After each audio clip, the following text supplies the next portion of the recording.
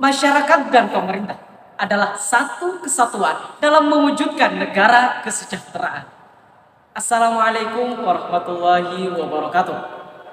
Salam sejahtera bagi kita semua. Shalom, Om Swastiastu, Namo Buddhaya, salam kebajikan. Dewan juri yang terhormat serta seluruh sivitas akademika, pemerhati lomba orasi yang sangat saya hormati. Sebelumnya, izinkan saya Muhammad Arif Ferdiansyah dari Universitas Trunojoyo Madura menyampaikan sebuah orasi kebangsaan yang berjudul Membangun Welfare State dalam menyelesaikan problematika politik di Indonesia, yang tentunya akan saya sampaikan dengan retorika yang lugas serta fakta-fakta yang jelas. Saudara-saudaraku, berbicara tentang kesejahteraan memang sudah menjadi tujuan dari negara Indonesia yang diamanatkan dalam konstitusi kita, yakni pada pembukaan Undang-Undang Dasar Negara Republik Indonesia tahun 1945 alinea keempat, yakni untuk memajukan kesejahteraan umum. Konsep negara welfare state diperkenalkan pada abad 18 melalui gagasan Jeremy Bentham bahwa pemerintahan memiliki tanggung jawab untuk menjamin kepada rakyatnya tentang kebahagiaan yang sebesar-besarnya. Yang oleh Bung Hatta, konsep welfare state sendiri disederhanakan sebagai negara pengurus, yakni negara yang bertanggung jawab dalam segala urusan dan kesejahteraan rakyat. Saudara-saudaraku, 78 tahun Indonesia merdeka, 25 tahun sudah berlalu. Kita mencoba bangkit dari keterpurukan pasca tragedi yang sangat kelam pada sejarah Indonesia. Pada 13 hingga 15 Mei 1998, berjalannya waktu ternyata tidak membuat orang lupa dengan kejadian yang memakan banyak korban tersebut. Kejadian Mei 1998 ditempatkan pada sebuah titik sejarah hitam bagi perjalanan bangsa Indonesia. Korban berjatuhan dengan jumlah ribuan orang, kerugian materi, fisik maupun psikis sama sekali tidak bisa dihindari. Kita ketahui bersama bahwa kerusuhan ini diawali oleh krisis finansial Asia dan dipicu oleh tragedi Trisakti, di mana 4 mahasiswa Universitas Trisakti ditembak dan terbunuh dalam demonstrasi 12 Mei 1998.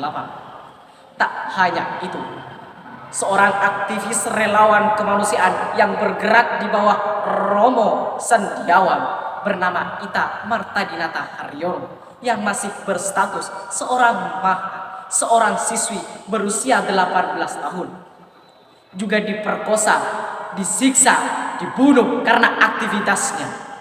Dan dari situlah tragedi berdarah yang masuk dalam kategori pelanggaran HAM berat terjadi. Indonesia porak-poranda setelah kejadian Mei 1998. Namun sampai saat ini tidak terungkap siapa dalang dibalik kejadian pada tragedi tersebut.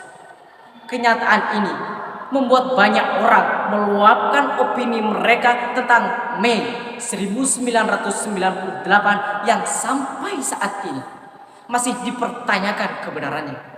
Ketidakjelasan dalam dibalik kejadian kerusuhan pada Mei 1998 ini membuat masyarakat, terutama keluarga korban, masih tidak dapat menerima dan terus menuntut ditegakkannya keadilan sampai setelah 25 tahun kejadian tersebut berlalu. Komnas HAM berpendapat bahwa seharusnya masalah kerusuhan Mei 1998 sebaiknya diselesaikan secara politis, yang artinya kasus ini lebih baik diselesaikan lewat rekonsiliasi secara damai dan nasional sesuai dengan berlakunya Undang-Undang Nomor 26 Tahun 2000, hingga kemudian sebaiknya dilanjutkan dengan penyelesaian secara yuridis terhadap kasus pelanggaran HAM berat pra reformasi tersebut.